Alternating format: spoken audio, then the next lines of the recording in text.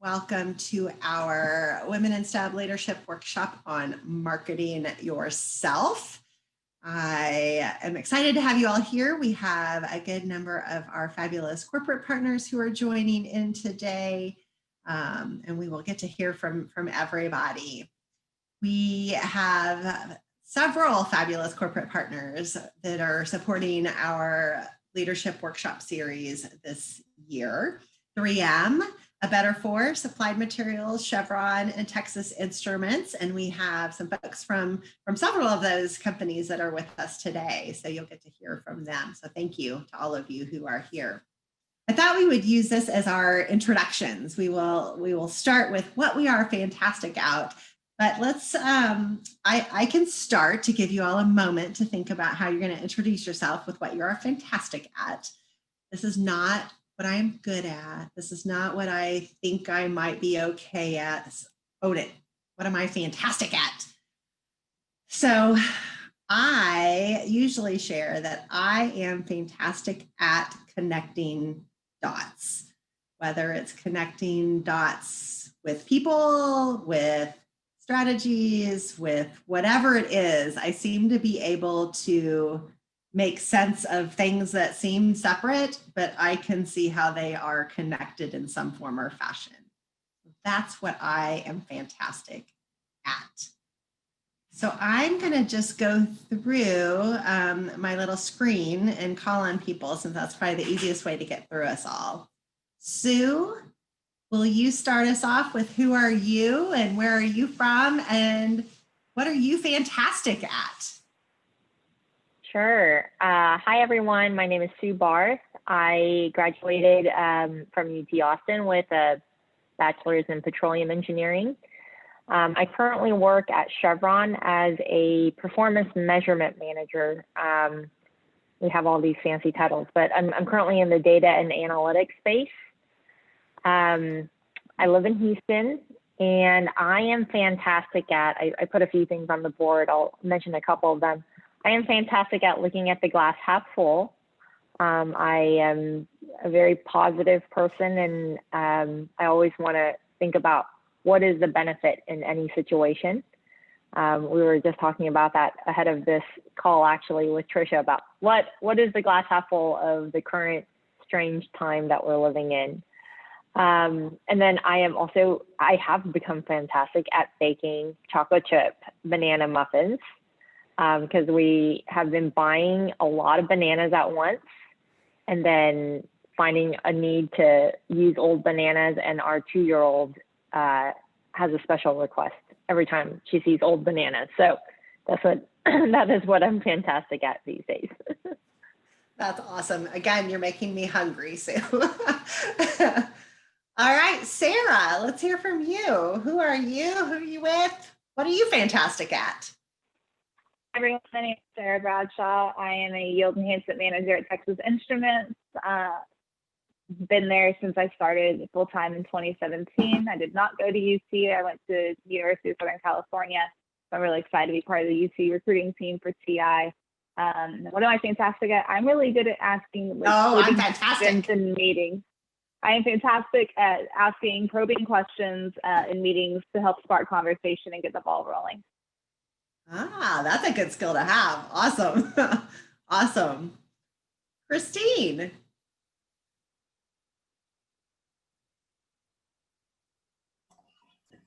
Hi there, how are y'all doing? I've been out of school 20 years, so what I'm good at is communicating. Oh, fantastic. I'm gonna make you all say fantastic. You're gonna own it. You're gonna love saying fantastic. Okay, sorry. I'm fantastic at communicating, and I'm fantastic at training. Awesome. It's hard to say I'm fantastic, right? Always. This always happens. And I'm sorry, I always interrupt. We're going to own fantastic. We are going to love the word fantastic. Y'all are going to be so comfortable saying fantastic when this is all done. All right, Riley. Hi, I'm Riley. I'm a 4th year environmental engineering student this year at UT. and I'm fantastic at taking time for myself and decompressing. Maybe sometimes too much, but I look at it as a positive thing because then I'm recharged whenever I start my work. That's awesome. Riley reminds the rest of us that we need to do that periodically, so that's good. Pauline. Hi, I'm Pauline, and I'm also a fourth year environmental engineering major here. And I guess I would say I'm fantastic at being colorful, and which makes me just happier when I have on a nice colorful outfit. So I guess also being positive is like mixed in with that. Is your hair colorful right now? I just got some rainbow bangs. I need to re-dye them, but the multicolored shirt on. Awesome. Thanks, Pauline. Angie. Hi everyone, I'm a fourth year civil engineering major here at UT, and I am fantastic at seeing multiple perspectives, and I think this kind of goes hand in hand with like being positive, and so being able to see things other people may have missed, or like trying to approach things at different angles. Awesome. Thank you, Angie. All right. Nakshatra. Did I say that right? How do I say your first name? Okay, can you guys hear me? Yes. Yeah, you said it perfectly. I'm impressed. So let me introduce myself. I'm Nakshatra Gajpiye. I'm a product line manager at Texas Instruments. I'm fantastic at setting up like strategic direction for the team. I'm fantastic at coaching and developing. And I'm fantastic at kickboxing. I love it. I have a bag and it has this coronavirus picture pasted on the bag, which is used as a great motivator to vent on the situation that's there in the world. That's amazing. We're going to expect a kickboxing demo here in a little bit. I get my gloves. That's amazing. I get my gloves. That is amazing. We should have said that Angie's cat is fantastic at coming in the screen. She's been on our webinars and meetings, and the cat is fantastic at stealing the show, hands down. All right, Anne. Hi, I'm Anne Fornoff. I'm a scientist at 3M, and I am fantastic at understanding polymer structure relationships. So that's pretty important to me. I've been studying it for, many years. So I hope I'm fantastic at it. That is my job. And the other good news is that I really love it. Yeah. If there's anybody interested in polymers, for sure, feel free to talk to me about that. And Anne, I think if you're fantastic at that and at 3M, that seems like a perfect match. It is. It's like being a kid in a candy shop. And it's nice to meet you, Trisha. I know we've emailed, but yeah, yes. Nice to see you. Thanks for being here. All right. And then last but not least, and is it Anagha? Yes, ma'am. Very close. All right. Perfect, actually. So hi, everybody. I am Anagha Kulkarni. I'm also from wonderful Texas Instruments, as a couple of my colleagues here. I am by title a reliability engineer, but I work in a group called the Red Team. So we problem solve, and I am fantastic at problem solving. So just like Anne, it's a match made in heaven. I am great at finding that one thing. It's just a gut feeling that we just have to go after that, and I'm great at it. So you're fantastic at it. I'm fantastic at it. Yeah. I'm the best, essentially. So that's me. I finished. I'm also not from the UT system. I finished my PhD from the University of Delaware. So like Sarah, I'm excited to be on the UT recruitment team, and it's been wonderful to meet a lot of UT talent, essentially. So yeah. And I'm fantastic fantastic. The factory was big too earlier this year. So she's fantastic. Sarah, it was cutting out on you, so I don't think we caught it. Oh, I think she is fantastic. She tells us that a lot as well. Oh. Awesome. Awesome. Well, what I love by starting off with the I am fantastic exercise is that everyone gets these big smiles on your faces when you share what you are fantastic at. And if we think about branding, if we think about marketing yourself, part of it is kind of owning what it is that you're fantastic at, right? It's understanding that and telling the story. And I think when we can figure out what it is that makes us excited, what makes us tick, what makes us unique, that can be part of that. So let's talk a little bit about, why are we talking about personal branding? Why are we talking about personal branding and marketing yourself? And maybe we'll start with our folks from industry. Why is this important? What does this mean to you, or how has this come into play in your spaces? As I mentioned, our group, there are two reasons. We need to be called on to solve a problem. So if you don't brand yourself as a problem solver and market yourself that, hey, I can solve the problem for you, nobody's going to reach out to you. So just to be relevant, you need to market yourself. So maybe it's coming from a very basic desire to, hey, I need to work. So I need to get a problem and I need to personally brand myself. And also it's kind of a trust building thing. Personal branding is essentially who you are. So the more closely you relate to that, the better, the more trust you build within your team and the larger organization. And you get more work, get more opportunities, grow more, right? All of us are here to grow and become better at whatever we choose to do. And I think these two tools help us getting there. Yeah, I think I fully resonate with Anagha, what she mentioned. So to add on a little bit of my personal story. So I have been in TI for 11 years, and I started as a designer.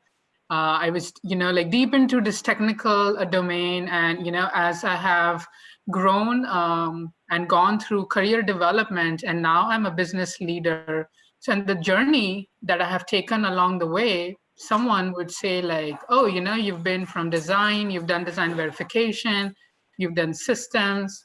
So all of that came with having grounded and being grounded on what are you personally good at and what is your vision, what do you like and what do you aspire to do. And I think those things I have learned that they have to be communicated, and they have to be communicated to multiple people, and you have to put it out there. It's a very uncomfortable zone for many people to say, hey, this is what I want, this is what I'm looking for. But when we don't say anything, people cannot read your mind, right? They cannot read what you're feeling, what you are telling. And you may believe that, hey, you are giving all these hints, but if you don't say it out loud, people will not understand. And I think I have observed that it's better to communicate it. It's better to put it out there like, hey, this is what I want to be. And only then you will get to the support. It's a very hard thing to do because you feel like, hey, I'm doing all this hard work, I should be recognized, and people should see my work. But sometimes people just don't have that lens. Few people do, few people don't. But I think it's a missed opportunity when you don't put it out there like, hey, this is what I like, this is what I'm good at, and this is what I aspire to be. So I always encourage, all the members that join my team, people that I mentor, it's a very hard thing to do. It's uncomfortable, but there's nothing to lose. There's nothing to lose to put it out there. I feel like male leaders, males do it really well, and they do it very, very often. And that's one of the things that held women back, is we feel like we should be recognized naturally. I have a slightly different angle to answer this question. And so also to give a little bit of background about myself, I grew up in Houston, Texas. I went to a large high school, like there are many in Texas and around the country, graduated with a class of 700 people. then of course like I mentioned, I joined the student population at UT Austin. And then I've been part of the Chevron family for about 13 years now. So I've always been part of really large organizations and large groups of people. And one of my core values is community and being in service of others. So in terms of personal branding and marketing yourself, and kind of what we did at the beginning of this call of saying what we are fantastic at, and you heard different strengths, different things that we were all fantastic at. I want others to know what I am fantastic at and my strengths so that we can leverage who I am and my skill sets for the good of the whole. And if you aren't able to do that, then you won't be leveraged. You won't be able to add the value that you can to the organization and to help others and to support others. So I think it's really important that, you know, we're doing this.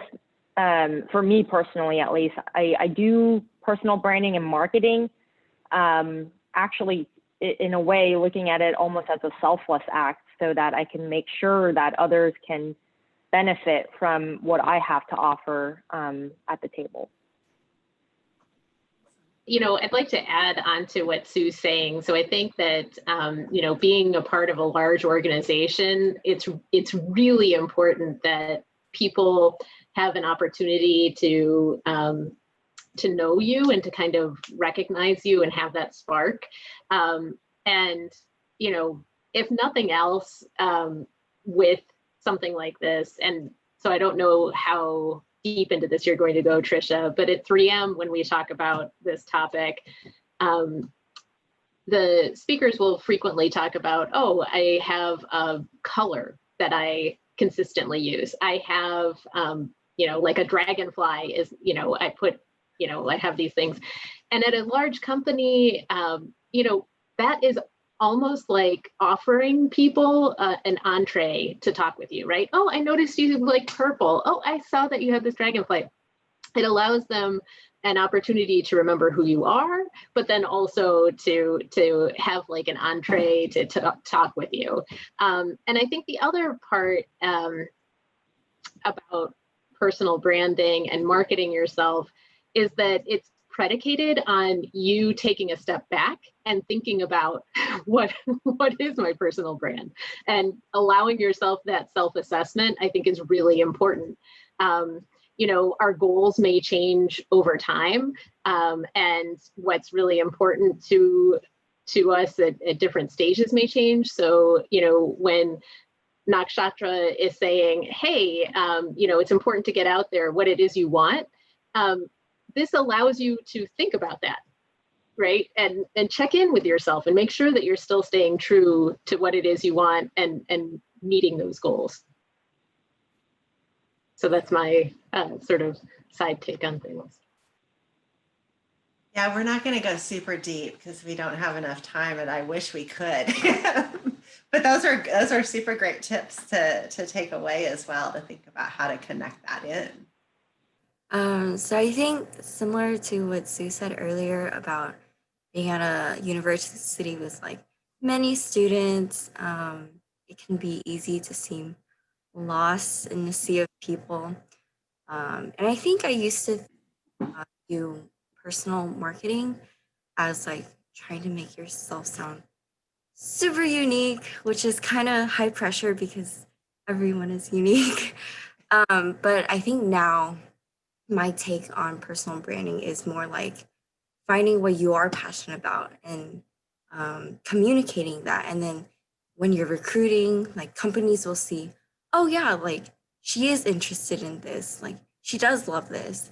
And that's like kind of what they want, more than like trying to be super out there, because they're like, oh, we're like that too. We want to hire someone who's interested in what we are doing. So that was my take. Yeah, I think that's great. Making those connections, right? Making those connections between what you're super interested in and passionate about and what makes you you, and how that can also support or connect in with the companies that maybe you're interviewing with or interested in. Yeah. I was actually listening intently to everyone because it's for me it's always also an opportunity to hear different perspectives. As I think about so I am a UT grad, so go Horns. One of the things I'm recollecting my experience just walking into the career fair we had in my year, and it was just so intimidating. And then is like you have so many huge lines, you have these groups of people, you have an agenda of yourself, and you're trying to meet everybody, but at the same time in 3 minutes you're trying to catch the attention. And now when I'm on the other side and I am in those career fairs and talking to students, what I want to know is not what that exact skill of like, hey, do you know I'm just picking an example, right? Do you know like C or C++? But where I personally try to poke and understand is, hey, what do you care about? What are you passionate about? What are you looking for? Share some examples of challenges that you've been through. How we want to understand, I personally want to understand those mindsets, the behaviors, the values, what moves you, because I personally feel like the skill and the piece can be coached and it can be taught, but where we want to look at what are the core values and what do you care about and what's important to you, and those being married really well to what the company ambitions and values are. Yeah, that's awesome. To think about how to pull this all together, we talked about, and you heard several folks talking about, really, you do have to understand yourself. I think Anne was saying you've got to take that step back and really do some of that self-reflection to understand what is that brand that you want to have? What is that image that you want others to take away when they interact with you? And so, what are 3 words that you would use to describe yourself when you meet somebody? What is that you would say? But then if you think about that other viewpoint, right? What are they taking away? What are those words that they might use? This is something you can even ask a friend, right? What are those 3 words that you would use? But that starts to get you thinking, right, about what are those descriptors? What are those words? What are those things that Sue mentioned, values, right? What are those things that I value that I want others to take away when they interact with me? That's part of your brand. And then the next step of this is choosing those kind of adjectives and thinking about what is it that you do want to portray. Do those match the things that you just said that people would use? Are those different? You don't want them to be vastly different, right? You don't want someone to say that you're this, energetic, outgoing person if you are a more reserved, introverted personality, right? So it does have to somewhat match up with who you are. It can't be vastly different, but thinking about what it is that you want to portray and how you want to portray that's really important. I'll also give my example. It's important to think about the setting as well of where am I doing this? Who am I doing this with? Because your brand might be different in different spaces. Your personal brand and how you market yourself to a company in an interview may be very different than how you brand and market yourself in an organization or in a community interaction or in a social setting, right? And I'll give you my example. This is an old example for me, but it's one that constantly sticks in my mind. When my oldest kid was heading to elementary school, it was an elementary school that was just starting. So it's brand new. The school hadn't even opened yet. My kid's class was going to be the first kindergarten class in. And it's a school that was starting in our neighborhood. So some of the neighborhood folks were starting the PTA before the school even opened. They were like, let's get this all moving all at the same time. So one of the neighbors who had kids a little bit older was starting the PTA, hosted a PTA meeting to kind of kick things off in her house. So there's probably 30, 40 moms, all moms in this room. And I happened to be sitting to the right of Kelly, who was organizing this. And she's like, well, let's introduce ourselves. This is my oldest child, first interaction in schools, all things, right? So she asked me to introduce myself. Hi, Trisha Berry. I work at UT Austin. I run the Women in Engineering program. That was it. That's my introduction. That's like my normal introduction. And then the next person, hi, I'm so-and-so. I'm the mom of so-and-so. I live over here. My kid's going to be in this grade, on and on. I'm like, and every other person talks about their kids and where they live and all this stuff. I'm like, I'm the terrible parent. They're probably like, who's this crazy work lady who's there who doesn't even acknowledge he has children? What is happening? So understanding what your brand is and who your audience is and what you want to share is really important in this setting. I have my mom introduction now. I've got it down. But that instance always sticks in my mind of how important it is to really think about it before you head in and brand yourself. So I'll stop with my example on that. Other thoughts from anybody on how this resonates or things to think about when you're thinking through who you are and how to market and brand yourself? So I really like your suggestion, Trisha, of getting actual input from others to understand how you're actually perceived. And that is, it takes a little bit of courage to go seek out the truth, but it's equally important, obviously, to find those that are going to provide you that honest feedback. And I think that's something that I'm constantly working on, of how do I give honest feedback and how do I embrace honest feedback? Because it doesn't always, if your intent, how you're perceived up, it may not feel good at times, but it's obviously a good way to understand where that gap is so that you can work on it. And so, when you are asking your friends, make sure to ask the ones that really are going to tell you if you have spinach in your teeth, because that's what you got to know. Very true. Very true. Yeah, Sarah. I was just going to say also that when you get into the workforce, it's important that you're getting that from a wide range of people. You can know how you can to your peers, you can across to your boss, and then if you are in a position where you're supervising people, how do you come across them as well? And if it's different across the board, you need to sit and think about what actions are you doing one that have the BD and one versus the other. Yeah, that's true. Across those different levels is really, and those different audiences is really important because it could be very different. Yeah. Other thoughts? Anything else on this one? I think this is great to think about, and just, as you pointed out, you've got a lot of seniors on the call, and I would always think about interviews as almost like a first date. Like, I want to show, put my best foot forward, and be as positive as possible, right? But I think that if you don't need to have that analogy in your head, you can definitely think about it as, how am I going to show this interviewer in this short period of time that I am these top things that I want you to see? And I think, Angie, when you were saying, well, I don't need to be like this super unique person, and really everybody's unique. I don't have to be super out there.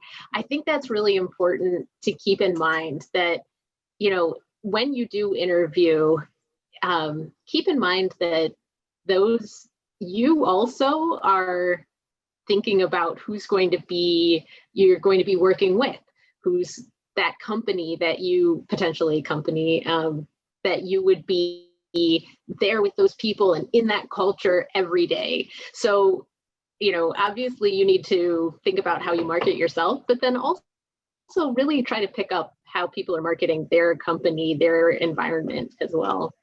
There's branding and marketing all around, right? Always, all the time. All right, well, let's move in this last little bit of time that we have into some challenges to think about, just some cautionary tales and some things to maybe not forget about as we think about how are we going to portray ourselves in whatever those settings might be. And there's 8 of these that I'm going to share. So we'll kind of walk through them. And some of these, for those of you that have been on our workshops in the past, may have heard some of these before.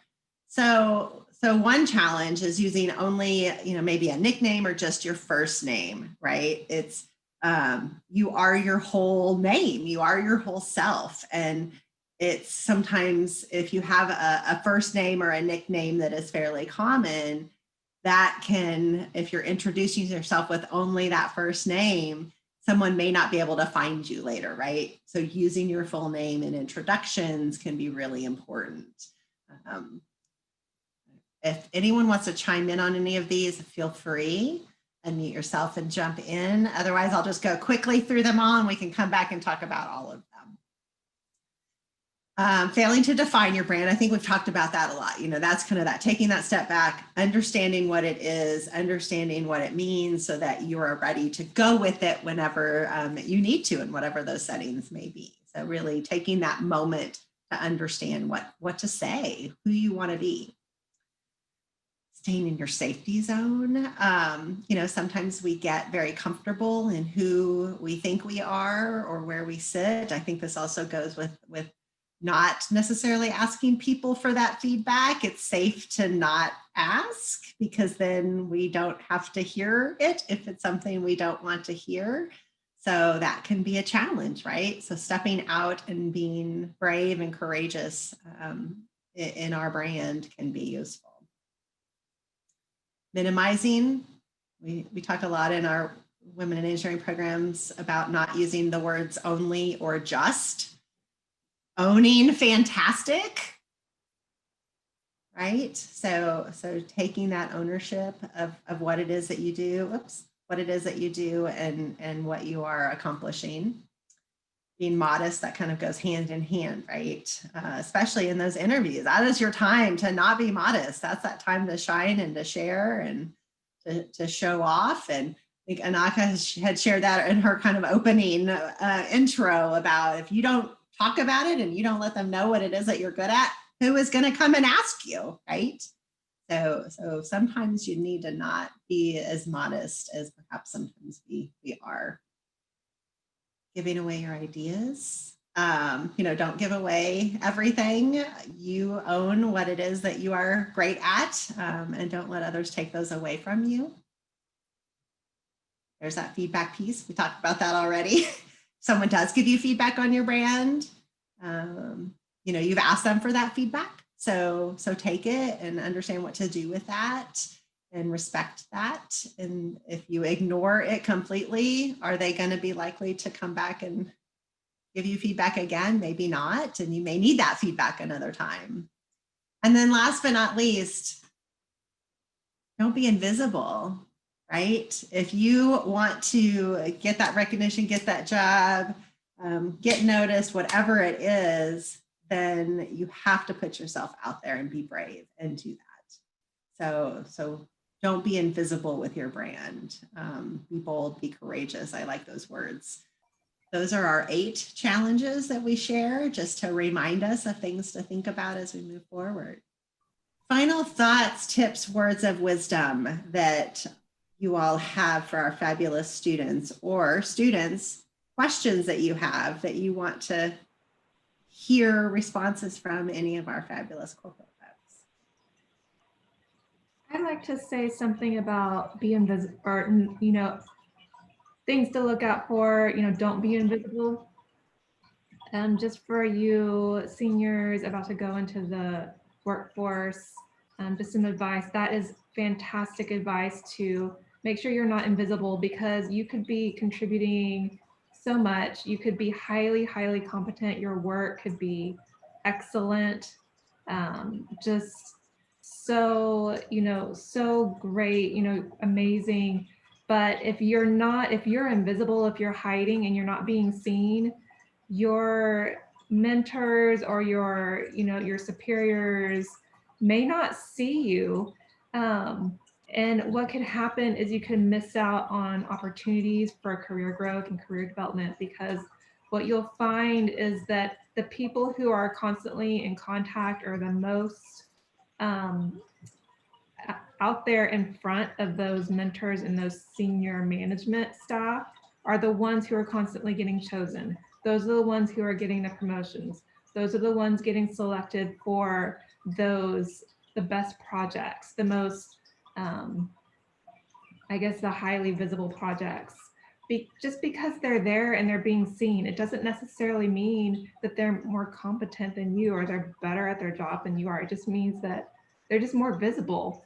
So visibility is huge, and it's very, very important just to make sure that you are being seen and recognized, and with the people that you report to wherever you work. I actually want to add on to what Christine has said, and I don't know if this is a TI thing. This is definitely a TMG thing, so Sarah will agree with me. And it's something about staying in your comfort zone, and we are told over and over again to do for the reach projects, right?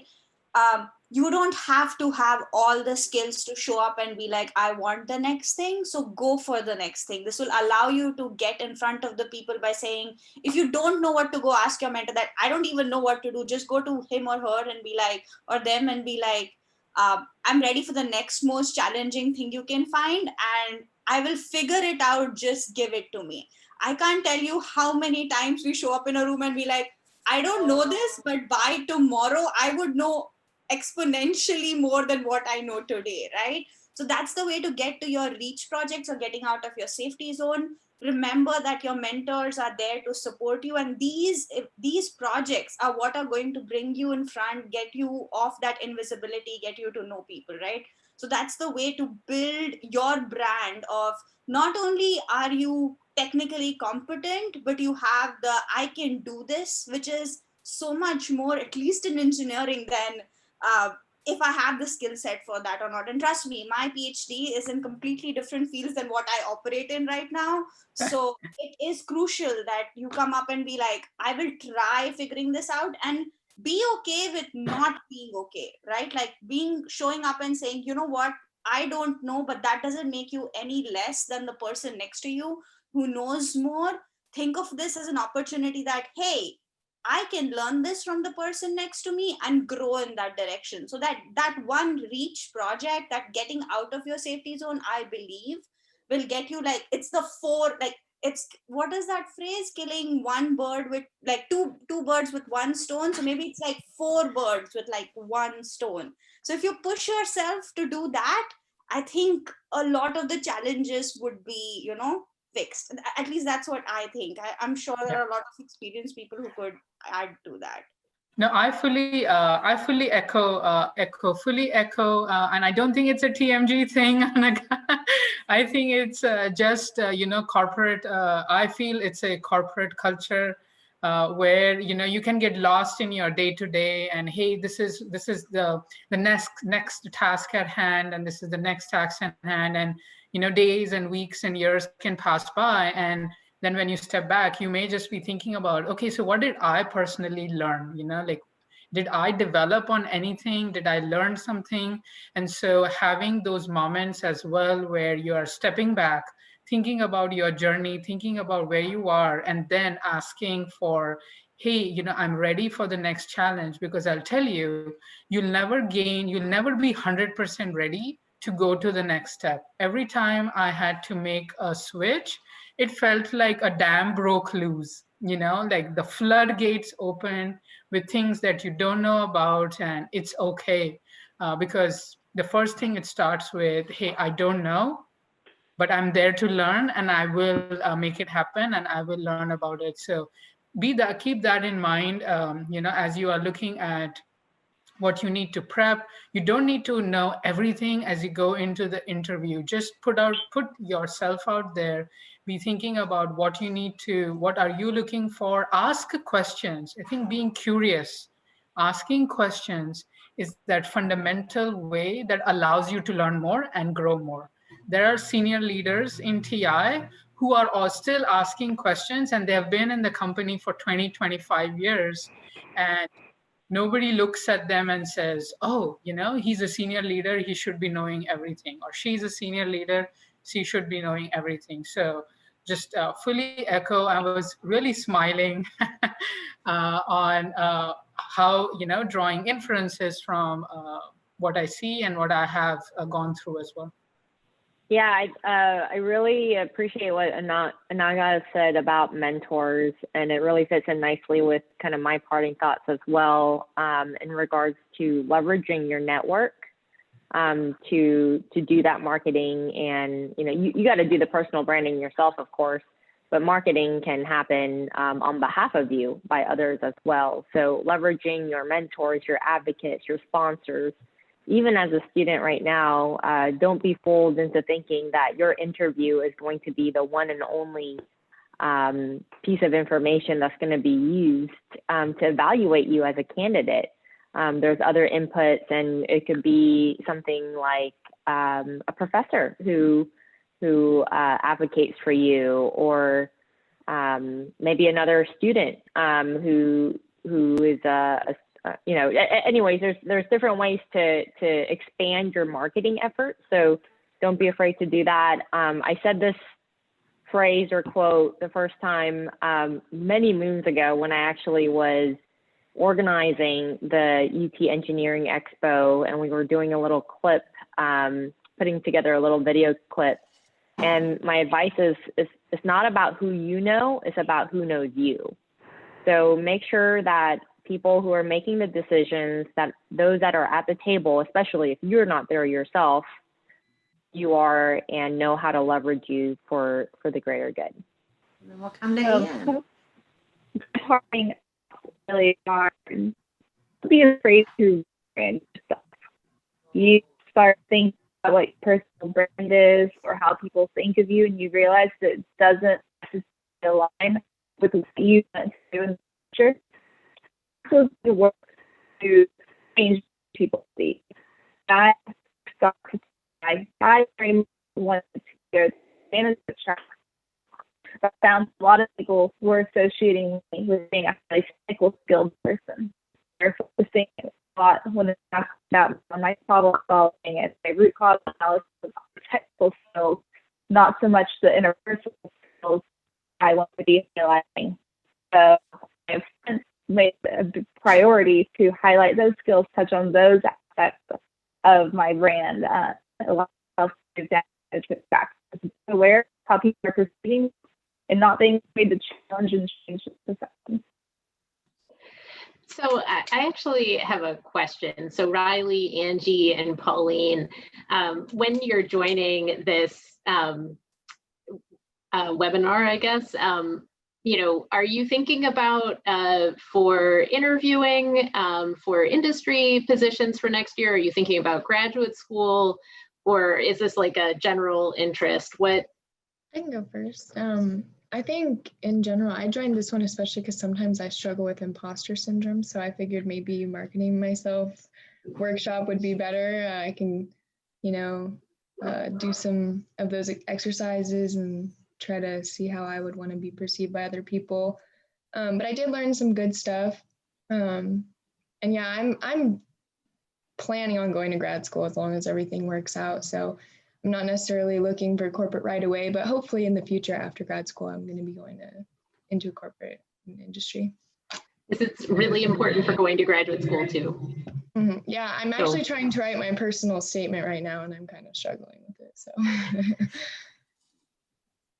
Yeah, I would say probably similar to Riley, like just in general, I feel like sometimes I forget to take a step back and think like, what do I want? What do I want people to see me as? Just like all those things. I feel like sometimes I just don't think about that stuff. So it's nice to like go to one of these and like actually think things through. And I'm not graduating till December 21, so I have an extra semester.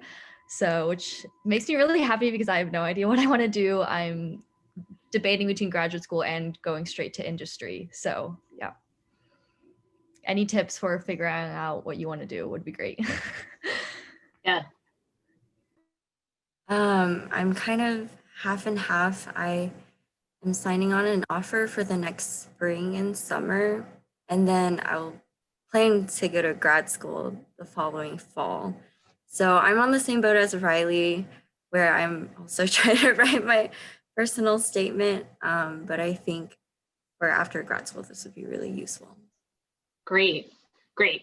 So, so I went to graduate school as well, and I was simultaneously applying for industry positions at the same time that I took my GREs.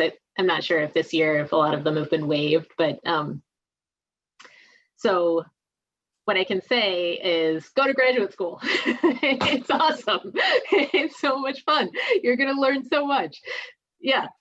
Yeah, I support that. If there is any amount of indecision, I think graduate school is the way to go. Been to graduate school, it gives you the added time and perspective to like figure out what you want to do, and gives you a completely different perspective, which industry in a very specific niche organization within the industry will give you. So I completely support what Anne is saying here.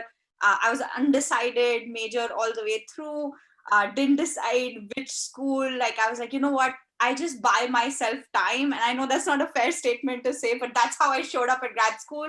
And that was the best decision I made to understand what is happening and figure out where I wanted to be and how I can contribute to, the bigger picture and what is my role to play to give an impact to the world in any way, shape or form I wanted to. So yeah, completely support Anne's thing. Well, I'll try to be super fast, Trisha. I see that you're nicely trying to tell us like, hey, we're running out of time here.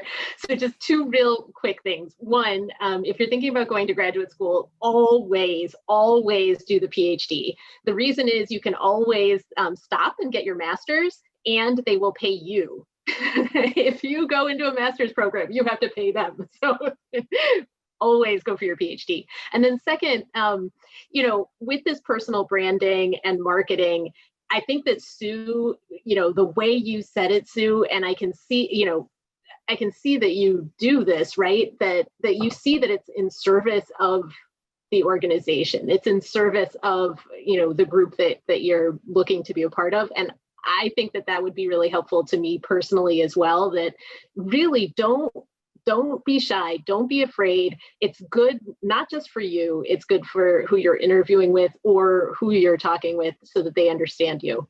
And I'm out, Trisha. Thanks a lot.